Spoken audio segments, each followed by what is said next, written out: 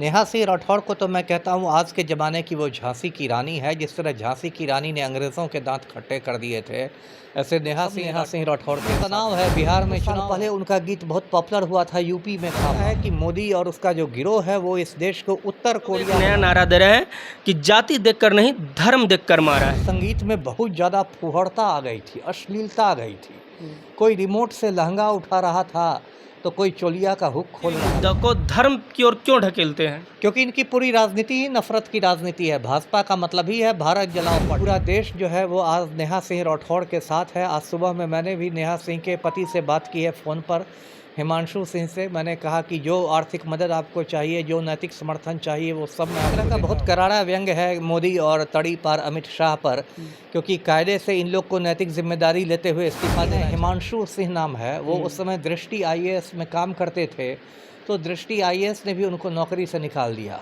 आदित्यनाथ को मक्खन लगा भी बनती है रूह अफ़ज़ा, तो उसमें भी इनको शरबत जहाद दिख जाता है। कोई मुसलमान मोहब्बत भी करता है तो उसको लव जिहाद दिख जाता है। कोई मुसलमान मदद भी करेगा तो परोपकार जिहाद हो जाए। आतंकी हमला हुआ है 5-6 रोज़ पहले, 28 लोग उसमें बेगुनाह मारे गए हैं। उसके बाद नरेंद्र मोदी की नालायकी की चर्चा पूरे देश में है।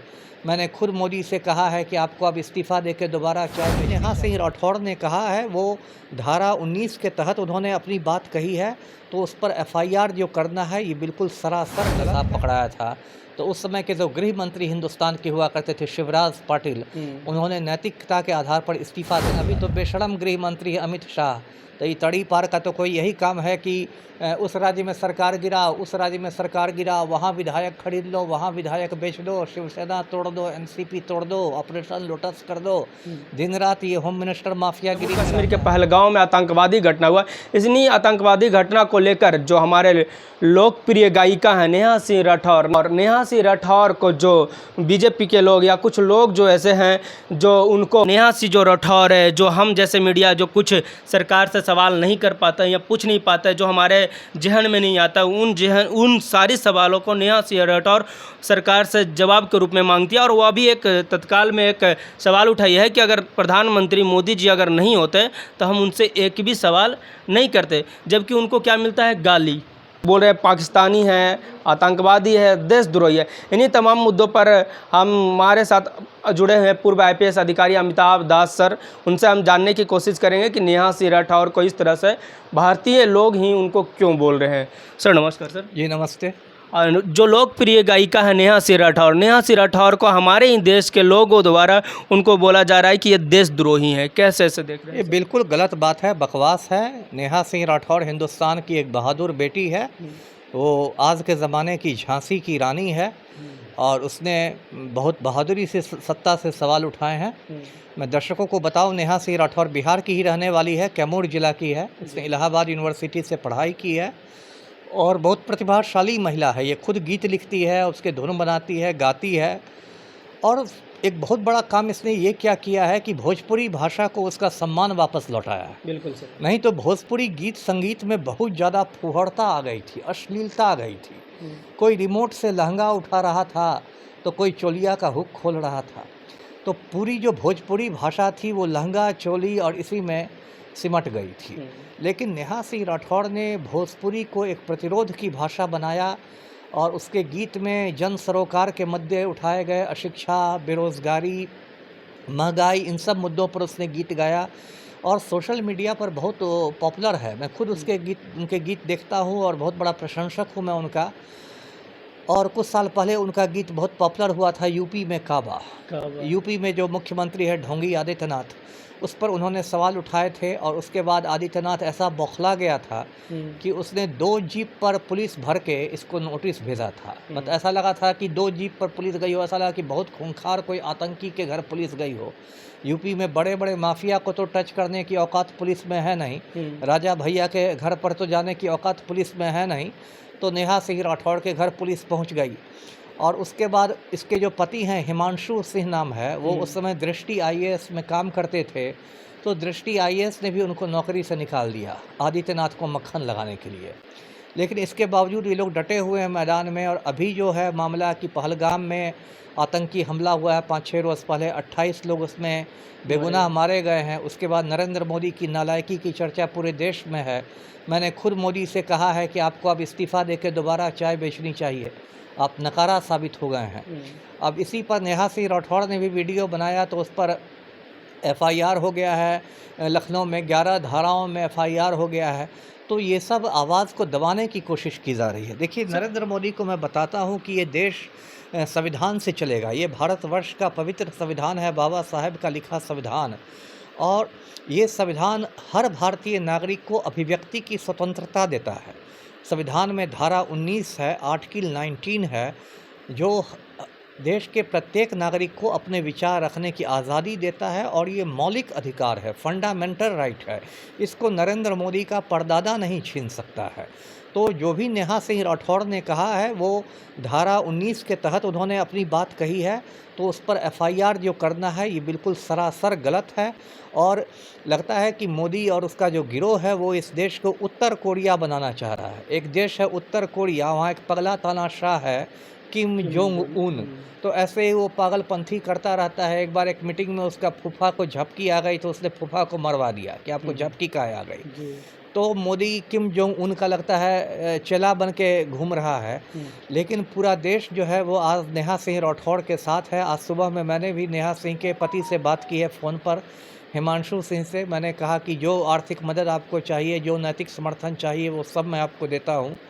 और हम लोग सब नेहा सिंह राठौड़ के साथ हैं। और गाने के माध्यम से बोल रही है वो अपने मोदी जी पे या गृह मंत्री जी पे कटाक्ष कस रहा है कि हम पे, हमारे देश भारत पे आतंकवादी हमला हुआ है, इसलिए हम खुद को जिम्मेवार मानते हुए इस्तीफा देती हूँ। जी जी, ये आज मैंने देखा, उसका वीडियो आया है, बहुत मतलब करारा व्यंग्य कसा है।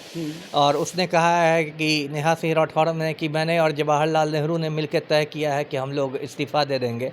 तो एक तरह का बहुत करारा व्यंग्य है मोदी और तड़ी पार अमित शाह पर, क्योंकि कायदे से इन लोग को नैतिक जिम्मेदारी लेते हुए इस्तीफ़ा देना चाहिए। लेकिन चूंकि मोदी जी हर चीज़ का ठिकरा नेहरू जी के सर पर फोड़ देते हैं और फिर नेहा सिंह राठौड़ पर एफआईआर किया जाता है, इसलिए उसने व्यंग्य में कहा है, तंज कसते हुए कहा है कि मैं और जवाहरलाल नेहरू दोनों इस्तीफ़ा देने जा रहे हैं। और सर, इस तरह का अगर कोई भी आतंकवादी घटना पहले होता था तो जो सत्ता में लोग रहते, तो गृह मंत्री होते, तो प्रधानमंत्री होते, तो वो नैतिकता के आधार पर इस्तीफा दे देते थे। बट आजकल ये चलन नहीं चल रहा है। कोई भी घटना हो जाए, रेल दुर्घटना हो जाए, आतंकवादी दुर्घटना हो जाए, चाहे कुछ भी हो जाए, इस्तीफा नहीं देते हैं। आखिर क्यों सर? अब ये थेथरा ही है, बेशर्मी है, और क्या कीजिएगा। जो 26/11 का हमला हुआ था बम्बई पर, आतंकी हमला, दर्शकों को याद होगा 26 नवंबर 2008 को बम्बई पर आतंकी हमला हुआ था।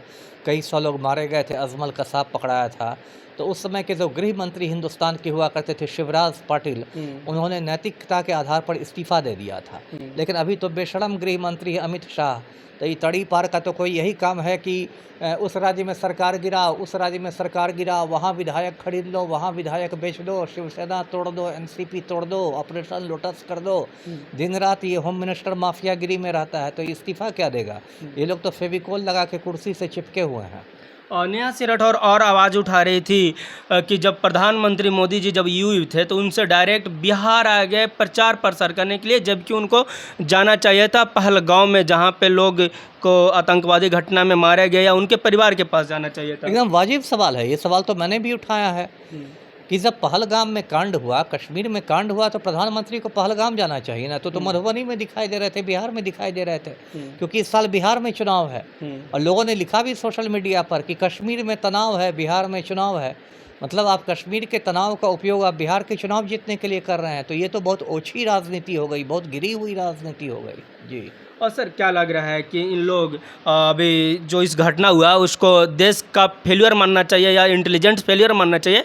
बट इन लोग एक नया नारा दे रहे हैं कि जाति देखकर नहीं, धर्म देखकर मारा है। अरे ये सब तो बकवास है। यदि जाति का कुछ रहा ही नहीं तो किसी दलित को करणी सेना का अध्यक्ष बना दें, है ना। यदि जात पात खत्म ही, अभी तो देखिए फुले फिल्म रिलीज हो रही थी तो मनुवादियों के पेट में दर्द शुरू हो गया था, मनुवादियों को मिर्ची लग गई थी। क्योंकि फुले फिल्म में मनुवाद पर कटाक्ष है, मनुवाद पर हमला है। इसलिए ये ब्राह्मण संगठन और मनुवादी संगठन सब एकदम नाच रहे थे, चाह रहे थे कि फुले फिल्म नहीं रिलीज़ हो। तो ये कौन बात हो रही है? यदि जाति खत्म हो गई है तो किसी दलित को करणी सेना का तत्काल अध्यक्ष बनाना चाहिए। ये सर क्या लग रहा है इन लोग किसी भी मुद्दा को धर्म की ओर क्यों ढकेलते हैं? क्योंकि इनकी पूरी राजनीति ही नफरत की राजनीति है। भाजपा का मतलब ही है भारत जलाओ पार्टी, और ये लोग हर चीज़ को हिंदू मुसलमान के चेहरे से के चश्मे से देखते हैं। यहाँ शरबत भी बनती है रूह अफ़ज़ा, तो उसमें भी इनको शरबत जहाद दिख जाता है। कोई मुसलमान मोहब्बत भी करता है तो उसको लव जहाद दिख जाता है। कोई मुसलमान मदद भी करेगा तो परोपकार जिहाद हो जाएगा। तो हर चीज़ में इनको हिंदू मुसलमान का एंगल दिखता है, क्योंकि भाजपा के पास और कोई नीति नहीं है। ये सभी मोर्चों पर विफल हो गई है। आम आदमी का जीना दूभर हो गया है।